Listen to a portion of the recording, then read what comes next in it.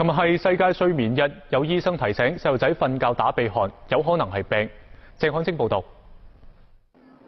珠江醫院最近收治過一個11個月大嘅患兒，佢瞓覺嗰陣經常打鼻鼾，原因係佢經常發燒咳嗽，導致鼻咽部嘅扁桃體組織肥大。它引起的除了剛才這些睡眠不好，中耳炎、鼻竇炎這個以外，慢性長期的咳嗽以外，還會引起長期的一個發育障礙，它會引起生長激素下降。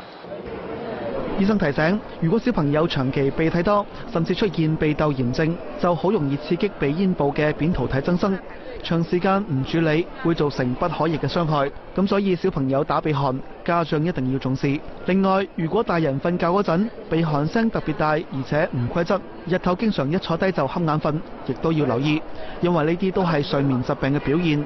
嚴重嗰陣可能會危及生命。除咗疾病因素，有啲壞習慣同樣會誘發睡眠問題。咁比如話，瞓覺之前使用電子產品超過2個鐘。如果我們在這個睡覺之前，我們就看2個小時的這個手機、智能手機或者是平板的話，它就因為裡面呢有一個叫做藍光，藍光這個會抑制褪黑素的分泌，導致了這個我們這個人呢就不想睡。